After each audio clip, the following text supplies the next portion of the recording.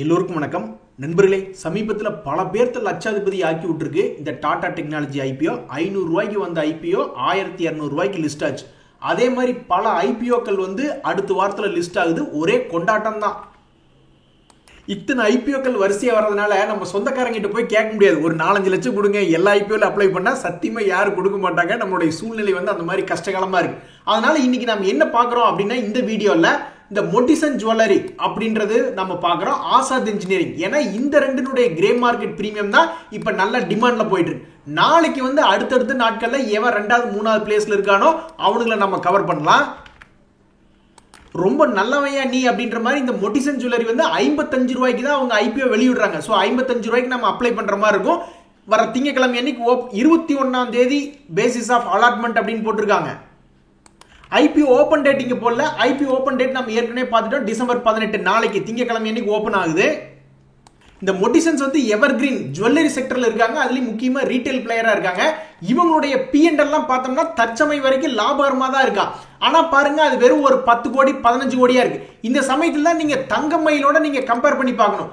தங்க மயில் ஜுவல்லரியும் முதலில் என்ன பண்ணிருக்கா, 10 கோடி 11 கோடி அப்படின்ற மாதிரி தான் லாபம் பண்ணிக்கிட்டு இப்பதான் சமீபத்தில் 80 கோடி 100 கோடி லாபம் பண்ணிக்கிட்டு இருக்காங்க. அவங்களுடைய ரேட் இப்ப என்ன இருக்கு அப்படின்னு பாத்தீங்கன்னா 1425 ரூபாய் இருக்கு. அப்கோர்ஸ் இவங்களுடைய PL நம்ம ஈஸியா கம்பேர் பண்ணிக்கலாம். ஏன்னா மார்க்கெட்ல இருக்கு. இதனுடைய டேட்டா நம்ம ஃபுல்லா சோர்ஸ் பண்ண முடியாது. இருந்தாலும் இது ஒரு நார்மல் ரேட்டா தான் இருக்கு. எது எப்படி இருந்தா என்னங்க, நம்மளை பொறுத்த வரைக்கும் அவங்களுடைய கிரே மார்க்கெட் பிரீமியம் எப்படி இருக்கு அப்படின்னு தான் பார்க்கணும். சோ 55 ரூபாய்க்கு இருக்கக்கூடிய ஐபிஓ பிரைஸ் லிஸ்ட் ஆகும்போது 100 ரூபாய்க்கு மேல லிஸ்ட் ஆகக்கூடிய வாய்ப்பு இருக்குதா சொல்றாங்க. சோ ஆல்மோஸ்ட் 100% மேல ஒரு தற்சமயத்துக்கு ஒரு நல்ல கிரேஸ் அப்படின்றது இந்த மொட்டிசன் ஜுவல்லரியில் இருக்கு. என்ன பொறுத்த வரைக்கும் இந்த மாதிரி நம்ம பார்த்தது எல்லாமே சக்சஸ் தான். கிரே மார்க்கெட் பிரீமியம் ஃபாலோ பண்ணி யோசிச்சு பார்த்தாலும் எல்லாமே ரொம்ப சக்சஸ்ஃபுல்லா லிஸ்ட் ஆயிருக்கு. அதே மாதிரி இந்த ஆசாத் இன்ஜினியரிங் சலைச்சவங்க கிடையாது. இவனும் ஒரு 72% 524 ரூபாய் ஐபிஓ பிரைஸ்னா ஆல்மோஸ்ட் 900-800 ரேஞ்சுக்கு லிஸ்ட் ஆகக்கூடிய வாய்ப்பு இருக்கிறதா காட்டுறானுங்க. இந்த ஸ்டாக்குமே ஒரு பெரிய லாபம் பண்ணக்கூடிய கம்பெனியா கிடையாது. இவங்க ரொம்பவே டிஃபரெண்டான ஒரு செக்டர்ல இருக்காங்க. பொதுவா டிஃபென்ஸ் சொன்னாவே ஷேர் மார்க்கெட்ல பறக்கக்கூடிய வாய்ப்பு இருக்கு. அதே மாதிரி ஏரோஸ்பேஸ் சொன்னாவே ஷேர் மார்க்கெட்ல பறக்கக்கூடிய வாய்ப்பு இருக்கு. இவங்க இந்த ரெண்டு இண்டஸ்ட்ரிக்குமே சர்வீஸ் பண்ணக்கூடிய ஆளுகளா இருக்காங்க. இந்த சமயத்தில் இவங்களுடைய P&L எல்லாம் எப்படி இருக்குன்னா, இதுவும் ஒன்னும் பெருசா ஆஹா ஓஹோன்லாம் இல்ல. பட் இருந்தாலும் இதுவும் இப்ப வரைக்கும் ஒரு லாபகரமான கம்பெனியா இருக்கு. சோ இவனுடைய கிரே மார்க்கெட் பிரீமியமும் ஓரளவுக்கு பரவாயில்லாம இருக்கிறதுனால நம்ம இன்னைக்கு கவர் பண்ண இந்த ரெண்டு ஐபிஓக்கள் மட்டும்தான், ஆசாத் இன்ஜினியரிங், மொட்டிசன்ஸ். ஸோ நம்ம கிட்ட பணம் அதிகமாக இருக்கும்போது நம்ம மற்றதையும் கவர் பண்ணலாம். அதை நாளைக்கு மறுநாள் அப்படின்றத கவர் பண்ணிட்டு வருவோம். நண்பர்களே, அந்த காலத்துல சில விஷயங்கள் சொல்றாங்க, அதெல்லாம் இந்த காலத்துக்கு உதவுமா அப்படின்றது தெரியாது. அந்த காலத்துல பார்த்தா அப்ப ராகி களி எல்லாம் சாப்பிட்டு இருந்தாங்க. இப்ப யாரும் அதெல்லாம் அதிகமா சாப்பிடுறது இல்ல. ஒரு நண்பர் என்ன சொல்றாருன்னா, நிறைய ஃபாரின் வேல்யூ இன்வெஸ்டர்ஸ் எல்லாம் என்ன பண்ண சொல்றாங்கன்னா, ஐபிஓ அப்படின்றது என்ன, ஏற்கனவே வாங்கி வச்சவங்க ஐபிஓல கொண்டு வித்துட்டு போறாங்க மோஸ்ட்லி. சோ அவங்க எக்ஸிட் ஆகிற ஆப்ஷன் தான் ஐபிஓ. ஐபிஓல போய் அப்ப ஏன் வாங்கணும், மார்க்கெட்ல சீப்பானதுக்கு அப்புறம் வாங்கலாமே அப்படின்ற மாதிரி யோசிக்கிறாப்ல. இது எல்லா காலங்களிலும் உண்மை இல்லை. இது அந்த காலத்துல வேணா உண்மையா இருக்கலாம். இப்போதைக்கு சம்பாரிச்சு கொடுக்கறதே இந்த ஐபிஓக்கள் தான். இப்போதைக்கு அதுலயும் நல்ல ஐபிஓக்களா பார்த்து அப்ளை பண்ணும். கும்பா ஐபிஓக்கள் பண்ணா கண்டிப்பா அது கும்பா தான் ஆகும். எல்ஐசி எல்லாம் ஒரு வருஷமே இன்னும் வாங்கின விலையே சேரல. நண்பர்களே, ஷேர் மார்க்கெட் எந்த ஷேரையுமே பொக்கிஷம் மாதிரி வச்சு பாதுகாக்காது. அது சரியில்லைன்னா ஜீரோ பண்ணி விட்டுரும். சமீபத்தில் ஓட ரிலையன்ஸ் கம்யூனிகேஷன்லாம் பாவம் ரொம்பவுமே கீழே உளுந்து கிடக்குது. இப்ப ஜீரோவே ஆகாத பங்குகள் எது அப்படின்னா இந்த பப்ளிக் செக்டர் பங்குகள் தான். ஒரு உதாரணத்துக்கு இந்த SBI அப்படின்ற ஷேர்லாம் ஜீரோ ஆகிறதுக்கு வாய்ப்புகள் ரொம்ப கம்மி. அவன் ஷேர் பிரைஸ் கீழே விழுகலாம், பட் ஜீரோ போறதோ டீலிஸ்ட் ஆகிறதோ ரொம்ப சிரமம். அப்படி ஆகிறதுக்கு வாய்ப்புகள் ரொம்பவுமே இல்லை. ஒரு உதாரணத்துக்கு இந்த MTNL அப்படின்ற ஷேர் எடுத்தீங்கன்னு வச்சுங்களேன், 33 ரூபாயில் ட்ரேட் ஆயிட்டு இருக்கான். இவன் என்ன பண்ணிட்டு இருக்கான்னு பாத்தீங்கன்னா தொடர்ந்து நஷ்டம். 2000 கோடி 3000 கோடி நஷ்டம் பண்ணிக்கிட்டே தான் இருக்காங்க சமீபத்தில். இருந்தாலும் இந்த கம்பெனி வச்சு ஓட்டிக்கிட்டே இருக்காங்க. ஜீரோ ஆகல. ஏன் ஆகல? ஏன்னா கவர்மெண்ட் இதுல இருக்கு. பிரசிடென்ட் ஆஃப் இந்தியா 57% இதே ஹோல்ட் பண்ணிட்டு இருக்காரு. இதே யாராவது சொல்ல முடியுமா, ஐடியா ஷேர் ஜீரோக்கு போகாதுன்னு யாராவது கேரண்டியா சொல்ல முடியுமா? இந்த ஷேரை கூட நம்ம சொல்லலாம், அல்லது இந்த ஷேர் வேற ஏதாவது BSNL கூட மெர்ஜ் பண்ணுவாங்க, ஏதாவது ஒன்று பண்ணுவாங்க. பட் ஐடியாவுக்கு நம்ம அப்படி சொல்ல முடியுமா? என்னைக்காவது ஒரு நாள் க்ளோஸ் பண்ண மாட்டாங்க அப்படின்னு யாருமாவது சொல்ல முடியுமா? முடியாது. ஸோ ஜீரோ போகாத கம்பெனிகள் எதுனா இந்த மாதிரி PSUs தான். அதனாலதான் இப்ப PSUs செம டிமாண்ட்ல போயிட்டு இருக்கானு. இந்த பவர் கிரிட் இன்ஃப்ராஸ்ட்ரக்சர்லாம் பார்த்தா மெதுவாக தான் ஏறி வருவானாட்டு இருக்குங்க. அதில் பணம் போட்டாங்க பல பேர் புலம்பு விடாமல் விடமாட்டானாட்டு இருக்கு. ஸோ இந்த பவர் கிரிட் இன்ஃப்ராஸ்ட்ரக்சருடைய ஃபண்டமெண்டல்ஸ் அப்படின்னு பார்த்தோம்னு வச்சுங்களேன், ஒரு ஸ்ட்ராங் பாயிண்ட் என்னன்னா 5000 கோடிக்கு பக்கம் இருந்த கடன் இப்ப வெறும் 572 கோடி. ஸோ ஃபண்டமெண்டலி இவன் கொஞ்சம் சீப்பா இருக்கான். மற்றபடி ஃபண்டமெண்டலி இது growth கம்பெனியான கண்டிப்பா growth கிடையாது. இன்ஃபேக்ட் இது வந்து growth அப்படின்ற மாடலே கிடையாது. இது வந்து டிவிடெண்ட் ஈல்டுக்காக வாங்கி வைக்கிறது. ஸோ இந்த பவர் கிரிட் இன்ஃப்ராஸ்ட்ரக்சர்ல ஒரே ஒரு விஷயம் டெக்னிக்கலி என்ன அப்படின்னு பாத்தீங்கன்னா, அவன் வந்து இந்த இடத்துல ஏதோ ஒரு வெடிச்சு செதறக்கூடிய இடத்துல இருக்கான். ஏதாவது ஒரு இடத்துல அவன் வெடிச்சு செதறதான் வேணும். ஒன்னா கீழே ஒரு 90 80 அப்படின்ற மாதிரியாவது வரணும், அல்லது மேல ஒரு 99 110 அந்த மாதிரியாவது போகணும். ஸோ அவனுடைய வெடிச்சு செதற வேண்டிய இடம் அப்படின்றது நெருங்கி வந்துட்டதா தான் நான் பாக்குறேன். இந்த ப்ளூ சிப் கம்பெனிஸ்னா ரொம்ப வருஷமா இருக்கக்கூடிய கம்பெனி. அவங்க எக்கனாமியோடைய எல்லா சைக்கிளுமே பார்த்தவங்களா இருப்பாங்க. ரெசஷன், அதே மாதிரி நல்ல பூமிங் பீரியட் எல்லாத்தையுமே பார்த்துட்டு எல்லாத்துலயுமே அந்த கம்பெனி நிலைச்சு நின்று லாபம் பண்ணக்கூடிய கம்பெனியா. அதாவது ஒரு உதாரணத்துக்கு இப்ப டிசிஎஸ், விப்ரோ இவங்களை எல்லாம் பாத்தீங்கன்னாக்கா அவங்களுக்கு பல வகையில பிரச்சனை. பட் இருந்தாலும் அவங்க வந்து ஒரு லாபம் பண்ணிட்டு இருக்கக்கூடிய ஒவ்வொரு குவார்டர்லயும் லாபம் பண்ணிட்டு இருக்காங்க. ஸோ அது போன்ற ஸ்டாக் தான் ப்ளூ சிப் ஸ்டாக்ஸ். பில்டப் பண்றோமோ பீலா விடுறோமோ அது முக்கியம் இல்ல. இந்த உலகம் நம்மளை உத்து பார்க்கணும் அப்படின்ற மாதிரி 10 பைசா டிவிடெண்ட் கொடுக்கறது முக்கியம் இல்ல. இந்த ஈஸ்மை ட்ரிப் வந்து 10 பைசா டிவிடெண்ட் கொடுக்கும் பொழுது இந்த உலகம் இதை உத்து பார்க்குது. அப்படி உத்து பார்க்கும்போது சரி இவன் ஒரு வருஷத்துல 30% இறங்கியிருக்கான், மார்க்கெட் வேற உச்சத்துல போயிட்டு இருக்கு, ஏதாவது ஒரு ஃபண்ட் மேனேஜர் வந்து இப்போதைக்கு இந்த ஸ்டாக் எல்லாம் சீப்பா இருக்குன்னு ஏதாவது சொன்னாங்கன்னு வச்சுக்கோங்களேன், அப்போ வந்து மேபி ஹெல்ப்ஃபுல்லா இருக்கும். சில அனலிஸ்ட் வந்து டிவிடெண்ட்ல வந்து ஃபில்டர் கண்டிஷன் போட்டு பார்ப்பாங்க. ஏதாவது ஒரு 100 ரூபாய்க்கு குறைவான பங்குகள், ஆனா அதே சமயம் லாபகரமாகவும் இருக்கணும், அதே சமயம் வந்து அவன் வந்து டிவிடெண்ட் கொடுத்தவனா இருக்கணும் அப்படின்ற மாதிரி ஃபில்டர் கண்டிஷன் எல்லாம் போட்டு பார்க்கும்போது டாங்கின் இந்த ஷேர் உள்ள வந்துக்கும். திடீர்னு நம்மளுக்கு மணி இன்ஃப்ளோ வருதுன்னு வச்சுங்களேன், திடீர்னு ஏதாவது ஒரு 50 கோடி 100 கோடி அப்படின்னு ஏதாவது பிளாக் டோல் நடக்குது அப்படின்னா இந்த ஷேர்லாம் மேலே ஏறக்கூடிய வாய்ப்பு இருக்கிறதா நான் பாக்குறேன். அவசரமா போய் என்ன பண்ண போறோம், மெதுவா போவோம் அப்படின்ற மாதிரி இந்த மணப்புரம் ஃபைனான்ஸ் ஷேர் வந்து ரொம்ப மெதுவா தான் போயிட்டு இருக்கான். பட் என்னை பொறுத்த வரைக்கும் இவன் ஸ்லோ அண்ட் ஸ்டெடியா போயிட்டு இருந்தாலும் இவனுடைய அப் ட்ரெண்டினுடைய கம்ப்ளீஷன் வந்து 230 ரூபா 240 ரூபா வரணும் தான் நான் நினைக்கிறேன். என்னை பொறுத்த வரைக்கும் அதை நோக்கி தான் போயிட்டு இருக்கிற மாதிரி தெரியுது. இப்ப வரைக்கும் யாரும் இதை டிஸ்டர்ப் பண்ணல. ஆல்மோஸ்ட் ஒரு வருஷமாவே யாரும் டிஸ்டர்ப் பண்ணல. அவன் பாட்டுக்கு அவனுடைய பேட்டர்னை கம்ப்ளீட் பண்ற மாதிரி போயிட்டு இருக்கான். அடுத்த வருஷம் அல்லது அதுக்கு அடுத்த வருஷத்துல ஒரு 230 ரூபா வந்துச்சுன்னா ரொம்ப சந்தோஷம் தான். நண்பர்களே, அடுத்த வாரத்தில் முக்கியமாக கவனிக்க வேண்டிய இன்னும் ரெண்டு விஷயம் என்னன்னா, எஃப்ஐஎஸ் வந்து செல்லிங்ல வந்துடக்கூடாது. இப்போ நம்ம சமீபத்தில் பார்த்துட்டு இருக்கிற எஃப்ஐஎஸ் ஆக்டிவிட்டி வந்து நல்லா அருமையாக வாங்கிட்டே இருக்காங்க. ஸோ அவங்களோட ஆக்டிவிட்டி வந்து செல்லிங்ல வந்துடக்கூடாது. என்னை பொறுத்த வரைக்கும் மார்க்கெட் வந்து தொடர்ந்து 10 நாள் ஏறி நான் பார்த்துருக்கேன். அப்புறம் எப்படி இருந்தாலும் ஒரு சின்ன செல்லிங் ப்ரெஷர் அப்படின்றது வந்து மார்க்கெட்ல மொத்தமே 3 பேட்டர்ன் தான். மேலே போயிட்டே இருப்பான், அல்லது கீழே வந்துகிட்டே இருப்பான், அல்லது சைட்வேஸ் பேட்டர்ன். இப்போ நம்ம பார்த்துட்டு இருக்கிற பேட்டர்ன் வந்து ஆல்மோஸ்ட் மேலே அப் ட்ரெண்டை கம்ப்ளீட் பண்ணிட்டானா என்னை பொறுத்த வரைக்கும் ஒரு சைட்வேஸ் பேட்டர்ன் வரலாம். அப்படி சைட்வேஸ் பேட்டர்ன் வரைக்கும் ஏதாவது கொஞ்சம் செல்லிங் பிரஷர் வரணும். மேபி அந்த கிறிஸ்துமஸை காரணம் காட்டி, அந்த ஹாலிடே சீசனை ஒரு ரீசனா காட்டி ஒரு செல்லிங் பிரஷர் வந்துச்சுன்னா ப்ராபபிலி இந்த இடத்துல ஒரு சைட்வேஸ் வரக்கூடிய வாய்ப்பு இருக்கிறதா நான் பாக்குறேன். என்னை பொறுத்த வரைக்கும் உஷாரா தான் இருக்கணும். நண்பர்களே, சமீப காலமா மார்க்கெட் ஏறி சந்தோஷமா இருக்கும்போது இந்த ஐடிசி இன்வெஸ்டர்ஸ் கொஞ்சம் சந்தோஷம் இல்லை. ஏன்னா ஐடிசி ஷேர் வந்து ரொம்ப தூங்கிட்டே இருக்கு அந்த ஷேர் பிரைஸ். அப்ப இந்த ஷேர் பிரைஸ் எப்பதான் முழிச்சுக்குன்னா, டெக்னிக்கலி இவன் முழிச்சிட்டான். என்னை பொறுத்த வரைக்கும் இந்த இடத்துல ஒரு பிரேக் அவுட் ஆயிட்டா அப்ப அவன் தொடர்ந்து மேல் நோக்கி தான் வரணும். என்னைக்குமே இருக்கை தட்டினாதான் ஓசை அப்படின்ற மாதிரி பிரேக் அவுட் ஆகும்போது ஏதாவது ஒரு நியூஸையும் கொடுத்தானுங்கன்னா தானே ஒரு நல்ல ஒரு மூவ்மெண்ட், பெரிய அளவுல மூவ்மெண்ட் அப்படின்றது சாத்தியமாகும். ஸோ இப்போ ஏதாவது ஒரு நியூஸ் வருமானு பார்த்தோம்னா, ஒன்னா அவனுடைய Q3 ரிசல்ட் அது நம்மளுக்கு வரக்கு ஆல்மோஸ்ட் பிப்ரவரி ஆயிரும். ஸோ அப்படி பிப்ரவரி வரும்பொழுது இப்போ ஆல்மோஸ்ட் டிசம்பர் முடிய போகுது, ஜனவரி இன்னும் ஒரு மாசம் தானே.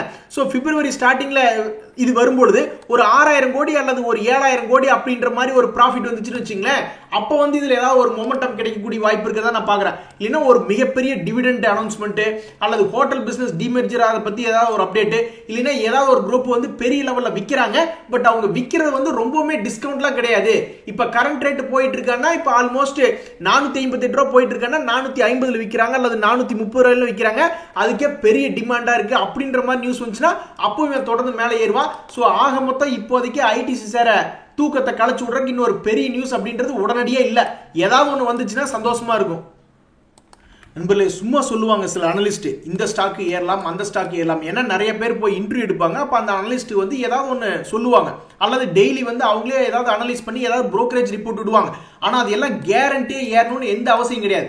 ஒரு நண்பர் என்ன நினைக்கிறாரு, 1 லட்ச ரூபாய் நம்ம போடுறோம், அதான் அனலிஸ்ட் நிறைய ஸ்டாக் அனலைஸ் பண்ணி சொல்றாங்கல்ல, அப்ப வாங்கினோம்னா எப்படி 2% ப்ராஃபிட் கொடுக்க முடியல, அப்ப 12 மாசத்துக்கு 24% லாபம் தானே அப்படின்ற மாதிரி நினைக்கிறாரு. அவர் பாசிட்டிவ் மட்டும் நினைக்க பாக்குறாரு. பட் நெகட்டிவ் சைடு நடக்கும். அவங்க சொல்றதே வந்து ஏகப்பட்ட ஸ்டாக் வந்து கீழே போய் ஸ்டாப் லாஸ் ஹிட் பண்ணலாம். ஸோ எதுவுமே 100% லாபம் கொடுத்துக்கிட்டே இருக்காது. ஸோ என்னை பொறுத்த வரைக்கும் இந்த ஐடியா அப்படின்றது அவங்கள நம்பி களத்தில் இறங்குறது வந்து 100 சக்ஸஸ் ஆகிற வாய்ப்பு ரொம்ப கம்மி அப்படின்றது என்னுடைய கருத்து. ஒருவேளை அப்படி ஏதாவது வாட்ச் பண்ணீங்களோ, அப்படி வாட்ச் பண்ணி நீங்கள் ஏதாவது பேப்பர் ப்ராஃபிட் பண்ணி காமிச்சிருந்தீங்கன்னா தயவுசெய்து தெரியப்படுத்துங்க. ஒரு புரோக்கர்லேருந்து இன்னொரு புரோக்கருக்கு ஈஸியாக மாறலாங்க. எதுக்குங்க, அதாவது டெலிவரி எடுக்கும்போது நிறைய புரோக்கர் 0 brokerage கொடுக்குறாங்க.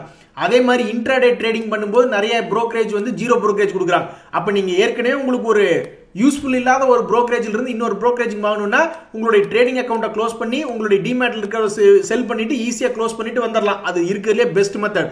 அல்லது இருக்கிற ஸ்டாக்ஸை பூரா டிமேட் வழியே டிரான்ஸ்ஃபர் பண்ணிட்டு அதுக்கப்புறம் ட்ரேடிங் அக்கௌண்ட்ல இருக்கக்கூடிய பேலன்ஸ்ல எடுத்துட்டு அதுக்கப்புறம் நீங்கள் க்ளோஸ் பண்ணிட்டு வரலாம். ஸோ ஈஸியாக ஒரு புரோக்கர்லேருந்து இன்னொரு புரோக்கருக்கு ஈஸியாக மாறி வரலாம். உலகத்திலேயே லஞ்சம் இன்வால்வ் ஆகாத ஒரு தொழில்னா இதுதான். நீங்க வந்து ஒரு உதாரணத்துக்கு ஒரு வீட்டை வித்துட்டு இன்னொரு வீட்டுக்கு புதுசாக கட்டி ஏதாவது கரண்ட் கனெக்ஷன்ல இருந்து ஆரம்பிக்கிறீங்கன்னு வச்சுங்களேன், நம்ம உள்ள பெருசா போக வேண்டாம். ஏன்னா எல்லாத்துக்குமே தெரியும் ஏதாவது ஒரு ஃபார்மாலிட்டி அப்படி இப்படின்னு ஏதாவது ஒன்று இருக்கும். ஆனா உலகத்திலேயே ஒரு லஞ்சம் இல்லாத தொழில்னா இந்த ஷேர் மார்க்கெட் தொழில் தான். ஸோ நீங்க ஈஸியா ஒரு புரோக்கர்ல இருந்து க்ளோஸ் பண்ணிவிட்டு இன்னொரு புரோக்கருக்கு ஈஸியா மாறலாம். பாவம் ஒரு நண்பர் SRFல 7.5 லட்ச ரூபாய்க்கு மேல லாக் ஆயிருக்காரு. நான் போய் அது பாக்குறேன், அது நல்லா தான் இருக்கான். இதுக்கு முன்னாடி கூட நம்ம டிஸ்கஸ் பண்ணியிருந்தோம். அவன் பொதுவா நீங்க இந்த மாதிரி சப்போர்ட்டா பார்த்து எடுத்திருந்தீங்கன்னா இந்நேரம் நீங்க கில்லாடியா இருந்திருப்பீங்க. 7.5 லட்ச ரூபாய் அப்படின்றது இந்த சப்போர்ட்ல இந்த 2 வருஷத்துல ஒவ்வொரு சப்போர்ட்லயும் மேபி நீங்க புடிச்சு விளையாண்டுருந்தீங்கன்னா ஒரு பெரிய கில்லாடியா இருந்திருப்பீங்கன்னு நான் நினைக்கிறேன். இப்போ நீங்க வாங்கினதுக்கு அப்புறம் எப்படி இருக்குன்னு தெரியல, நீங்க லாக் ஆயிட்டு தான் ஃபீல் பண்றீங்க. பட் என்ன பொறுத்த வரைக்கும் இந்த டெக்னிக்கல் சார்ட் பேட்டர்னை பொறுத்த வரைக்கும் இப்போதைக்கு அது வந்து இறங்குற மாதிரி தெரியல, கொஞ்சம் அப் ட்ரெண்டா தான் இருக்கு. இதை வந்து ஒவ்வொரு மணி நேரம் நம்ம ஃபாலோ பண்ணி பார்த்துக்கிட்டே இருக்கணும். இவன் தொடர்ந்து மேல் நோக்கி போய்கிட்டே இருக்கானா இல்ல திடீர்னு எங்காவது கீழே இறங்குறானா அப்படின்றத பார்த்துக்கிட்டே இருக்கணும். தற்சமயத்துக்கு என்ன பொறுத்த வரைக்கும் மேல் நோக்கி போற மாதிரி தான் இருக்கா. ஆண்ட முன்னியத்தில் உங்களுக்கு வாங்கின ரேட்டுக்கு மேல நல்ல ப்ராஃபிட் வர வாழ்த்துக்கள். இங்க பாருங்க, 1 கோடி சம்பாதிக்கிறதுக்கு இருக்கிறதுலே சிம்பிள் ஸ்ட்ராட்டஜி என்னன்னா, நிப்டி பீஸ்ல 10,000 குவான்டிட்டி வாங்கிடுவோம். அவன் என்னைக்கு 1000 ரூபாய் போவான் அன்னைக்கு வந்து நம்மளுக்கு 1 கோடி ஆயிடும் அப்படின்றப்பல. பட் நிப்டி பீஸ் வந்து 100 பாயிண்ட் நிப்டி ஏறிச்சுன்னா நிப்டி பீஸ் 1 பாயிண்ட் ஏற மாதிரி கணக்கு. அப்ப நிப்டி பீஸ் 1000 ரூபாய் போகணும்னா ஆல்மோஸ்ட் நிப்டி வந்து 1 லட்சம் பாயிண்ட் போகணும். அதுவும் இல்லாம இப்ப 10,000 நிப்டி பீஸ் வாங்குற மாதிரி இருந்தா அது 20 லட்சம் ரூபாய்க்கு மேல வரும். ஆனா என்னைக்கு இருந்தாலும் ஒரு நாள் அந்த 1 லட்சம் அப்படின்றது நிப்டி போக தான் போகுது. அது நம்ம காலத்திலேயே இல்ல நம்ம குழந்தைகள் காலமா அப்படின்றதா தெரியல. இப்ப கூட பாருங்க, சத்தியம் பண்ணிருப்பாங்க சில பேர் மார்க்கெட்ல இறம்பிடும் 30% 20% கும்பா பாடிரும் அப்படின்ட்டு. கடைசியில பார்த்தா மார்க்கெட் 21,000 மேல இருக்கு. அது மாதிரி என்னைக்கு வேணாலும் திடீர்னு மார்க்கெட் ஏறலாம். இந்த பேங்க் ஆஃப் இந்தியா அப்படின்ற ஷேர் என்ன பொறுத்த வரைக்கும் அவனும் வந்து ஒரு பாசிட்டிவ் பிரேக் அவுட்ல தான் இருக்கான். அவன் இப்ப இருக்கிறதுலயே இந்த 2023லயே பார்த்தோம்னா நல்ல ரேட்ல தான் இருக்கான். 113 ரூபாயில இருக்கான். இந்த 2023ல கீழே போன ரேட் 68 ரூபாய் பக்கம். அங்கிருந்து ஆல்மோஸ்ட் டபுள் ஆகி நல்லா தான் இருக்கான் பேங்க் ஆஃப் இந்தியா. அவன்லாம் சில வருடங்களுக்கு முன்னாடி நம்ம பார்த்தோம்னு வச்சுங்களேன், 2010ல அப்பெல்லாம் 579 ரூபா இருந்தவன் தான். அவ்வளவு தூரம் கூட மறுபடியும் ஏறாட்டியும் பரவாயில்ல. கடைசிக்கு அவன்லாம் ஒரு 200 ரூபா வந்தா கூட சந்தோஷம். ஒரு 4-5 வருஷமோ அல்லது 10 வருஷமோ கழிச்சு கடைசிக்கு ஒரு 200-300 ரூபாய்ன்னு வந்தா கூட சந்தோஷம் தான். ஒரு நண்பர் வந்து சிம்பிளா யோசிக்கிறாரு, 5000 ரூபாய்க்கு ஏதாவது ஒரு 4 ஸ்டாக் எடுத்து வைக்கலாம் அப்படின்ட்டு. அப்படி இல்லை, நீங்க ஒரு போர்ட்ஃபோலியோ பில்ட் பண்றப்ப உங்களுடைய போர்ட்ஃபோலியோ லார்ஜ் கேப் எவ்வளவு இருக்கணும், மிட் கேப் எவ்வளவு இருக்கணும், ஸ்மால் கேப் எவ்வளவு பர்சன்டேஜ்ல இருக்கணும், எந்த செக்டர்ல அதிகமாக கான்சென்ட்ரேட் பண்ணணும், அதே மாதிரி வேல்யூ பேஸ் பண்ணி ஸ்டாக்ஸ் எடுக்கணுமா இல்ல growth பேஸ் பண்ணி எடுக்கணுமான்னு பல வகைகள் பார்க்கணும். அதுல வந்து ஒவ்வொருத்தரும் ஒவ்வொரு மாதிரி யோசிச்சிருப்பாங்க. ஸோ நீங்க இப்ப நம்ம சொன்ன இன்புட்டை பேஸ் பண்ணி நீங்களா செலக்ட் பண்றதா பெஸ்ட். ஒரு நண்பர் பாருங்க என்ன யோசிக்கிறாருன்னு, ஷேர் மார்க்கெட்டே உச்சத்தில் இருக்கு, இப்ப நம்ம போய் ஏதாவது சீப்பான பிரைஸ் இருக்கக்கூடிய ஸ்டாக் எடுக்கணும் அப்படின்ற மாதிரி நம்ம யோசிச்சு எடுத்தோம்னா இந்த மாதிரி எல்லாம் கூட சீப்பா தானே இருக்கு அப்படின்னு அவருடைய யோசனை சொல்றாப்ல. அவருக்கு ஒரு வியூ அப்படின்றது இருக்கும்ல, ஒவ்வொருத்தருக்கும் ஒரு கருத்து சுதந்திரம் அப்படின்னு இருக்கு. ஸோ அந்த அப்படி பார்க்க போனோம்னா இந்த யூபிஎல் இப்ப நம்ம சமீபத்தில் பார்த்தோம்னு வச்சுங்களேன், 530 ரூபா வந்துட்டு சப்போர்ட் எடுத்துட்டு எடுக்கிறான். ஸோ இந்த வேல்யூ அப்படின்ற மாதிரி நம்ம பேசிட்டு இருந்தோம் இல்லையா, வேல்யூ பேஸ் பண்ணி எடுக்கிறது அல்லது செக்டர் பேஸ் பண்ணி எடுக்கிறது. ஒரு உதாரணத்துக்கு இந்திரபிரஸ்தா கேஸ் லிமிடெட்லாம் நல்லா தான் இருக்கலாம், அல்லது குஜ் கேஸ் அப்படின்னு நம்ம பார்த்தோம்னு வச்சுங்களேன். அவனை கூட இப்ப நம்ம சமீபத்தில் பார்த்துட்டு இருந்தோம். இவனை எங்க பார்த்தோம்னா 417 ரூபாய் பார்த்துட்டு இருந்தோம், இன்னைக்கு 445 ரூபா வந்துட்டான். ஸோ நம்ம ஒவ்வொருத்தரும் ஒவ்வொரு மாதிரி யோசிச்சு எடுக்கணும். அது எப்படி எடுக்கணும் அப்படின்றது நீங்க தான் யோசிச்சு எடுக்கணும். சிம்பிளா நம்ம 4 ஸ்டாக் அப்படின்ற மாதிரி நீங்க முடிவு எடுக்க கூடாது அப்படின்றது என்னுடைய கருத்து. நண்பரே, நம்ம வெறித்தனமாவோ அல்லது ஒரு பழிவாங்கும் உணர்ச்சியோடவோ நம்ம ஷேர் மார்க்கெட்டுக்குள்ள அப்ரோச் பண்ணோம்னா அது நம்மளுக்கு நல்லதாகவும் அமையலாம், அல்லது நம்மளுடைய காசு வந்து ரொம்பவே குறைச்சு விடுற மாதிரி இருக்கலாம். ராஜேஷ் எக்ஸ்போர்ட்ஸ் அப்படின்றது தொடர்ந்து கீழே போயிட்டு இருக்கு. ஒரு நண்பர் பல்கை வாங்கிட்டு டூ ஆர் டை சிச்சுவேஷன்ல இருக்கிற மாதிரி போட்டு இருக்காப்ல. என்ன பொறுத்த வரைக்கும் டெக்னிக்கலி அவன் வந்து ஒரு மூவ்மெண்ட் குறையிற இடம் ஏதாவது ஒரு சைடு அவன் வெடிச்சு தான் ஆகணும். எந்த பக்கம் வெடிச்சு அவன் மேல 1000 ரூபாயே திருப்பி போற மாதிரி இருந்தாலும் சும்மா போக மாட்டான். 3 வருஷமாவது இருந்து தான் போவான். ஏன்னா அவனுடைய பேட்டர்னே அந்த மாதிரி தான் இருக்கு. ஒரு வருஷம் சும்மா ஒரே மாசத்துல 400 ரூபாயிலிருந்து 1000 ரூபாய் போற மாதிரி எல்லாம் இல்ல. சோ அவன் பேட்டர்ன் உடைச்சு போறதுக்கு அவ்வளவு தூரம் உங்களால பொறுமையா எடுக்க முடியுமா, அதெல்லாம் யோசிச்சு தான் பண்ணணும். So do or die situation அப்படின்றது உங்களுடைய டைம் உங்களுடைய அவசரத்துக்கு நடக்காது அப்படின்றது என்னுடைய கருத்து. இங்க பாருங்க, இந்த நண்பர் சொல்றதான் கரெக்ட். ஒவ்வொரு பங்கையும் விதை போல விதைச்சிட்டு காத்திருக்கணும். ஒரு விவசாயி அதான பண்றாரு. நீண்ட கால பயிர் குறுகிய கால பயிர்னு போட்டு விதைச்சுட்டுட்டு வர்ற வரைக்கும் பொறுமையா இருக்கிறாங்க. விவசாயிட்டு இருந்தா நம்ம எல்லாமே கத்துக்கணும். சோ அப்படிதான் இந்த நண்பர் 6 மாதத்துல 30 பங்கு வாங்கியிருக்காரு. இப்ப ஆல்மோஸ்ட் வந்து 1.5 லட்சம் ரூபாய்க்கு மேல லாபம் பண்ணிருக்காப்ல. பாருங்க, இதெல்லாம் மனசுக்கு எவ்வளவு சந்தோஷம் வருது பாருங்க. 100% ப்ராஃபிட் புக்கிங் பண்றோம் அல்லது ப்ராஃபிட்ல இருக்கு அப்படின்னு சொல்றது வந்து மனசுக்கு எவ்வளவு சந்தோஷம் பாருங்க. எந்த ஒரு முடிவு எடுத்தாலும் அவங்கவுங்க யோசிச்சு தான் முடிவு எடுக்கணும். அவங்களுடைய முடிவு அவங்க தான் எடுக்கணும். இந்த KOCL அப்படின்ற ஒரு ஷேர் பாவ ஒரு நண்பரை வந்து லாக் பண்ணி விட்டுருச்சு. நானா இருந்தா என்ன பண்ணுவேன்னா, அவர் இந்த ரேஞ்சில் வாங்கியிருக்காருன்னு வச்சுங்களேன், நானா இருந்தா என்ன பண்ணுவேன்னா, இந்த கம்பெனி ஒரு லாபகரமான கம்பெனியா அப்படின்ற மாதிரி பார்ப்பேன். கடன்லாம் ரொம்ப கம்மியா இருக்கான், பரவாயில்ல, கடன்லாம் இல்ல அவனுக்கு, பட் இருந்தாலும் லாபகரமான கம்பெனியா இருக்கான்னு பார்ப்பேன். ஏன்னா லாபகரமான கம்பெனியா இருந்தா தான் அவனை நான் போய் ஏவரேஜ் பண்ணுவேன். சமீபத்தில் 2 குவார்டர் வந்து லாஸ் பண்ணிட்டு இருக்கான். ஸோ நான் அடுத்த குவார்டர் பார்ப்பேன், அடுத்த குவார்டர் இவன் ப்ராஃபிட் பண்றானா இல்லையான்னு. ஒருவேளை ப்ராஃபிட் பண்ணிட்டா அப்படின்னாக்கா அவனுடைய சப்போர்ட் ரேஞ்ச் எங்கேன்னு பார்ப்பேன். இவனுடைய சப்போர்ட் ரேஞ்ச் வந்து இதுக்கு முன்னாடி கூட அழகா வந்திருக்கா. 2023 பிப்ரவரி சமயத்திலாம் 200 ரேஞ்ச் வந்திருக்கான். ஸோ அந்த ரேஞ்ச் தான், அந்த மாதிரி ஏதாவது ஒரு சப்போர்ட் ரேஞ்சுக்கு வரும்போது ஏவரேஜ் பண்ண முடியுமா அப்படின்ற மாதிரி பார்ப்பேன். இந்த ஷேருடைய சார்ட் பேட்டர்னே வந்து அப் அண்ட் டவுன் ஒரு ட்ரெண்டிங் கிளியா தான் இருந்திருக்கான். மறுபடியும் ஒரு 200 ரூபா வந்துச்சுனாக்கா இவன் ஒரு லாபகரமான கம்பெனியா தொடர்ந்து இருக்கும் பொழுது திரும்பி ஒரு 300-400 ரூபா போறதுக்கு தான் பார்ப்பான். ஸோ இவனுடைய ட்ரேடிங் ரேஞ்ச் அப்படின்றது செட் ஆயிடுச்சு. இந்த செட்டான ரேஞ்சுக்குள்ள விளையாண்டுக்கிறதா என்ன பொறுத்த வரைக்கும் ஒரு புத்திசாலித்தனம். அவர் வந்து மேல உச்சத்துல வாங்கியிருப்பார் போல. என்ன பொறுத்த வரைக்கும் அவன் ஏவரேஜே பண்ணக்கூடாது. இப்ப கையில் இருக்கிற ஸ்டாக்கும் வந்து அப்படியே வச்சிருந்து பார்த்துக்கிட்டே இருக்கணும். ஏன்னா அடுத்த குவார்டர் அவனுக்கு சான்ஸ் கொடுத்து பார்க்கணும். ஒருவேளை இந்த 200 ரூபாய்க்கு வந்து அவன் அப்பவும் லாபகரமான கம்பெனியா இருந்தா மேபி இது ஒரு ஏவரேஜ் பாயிண்டா என்னுடைய கருத்து.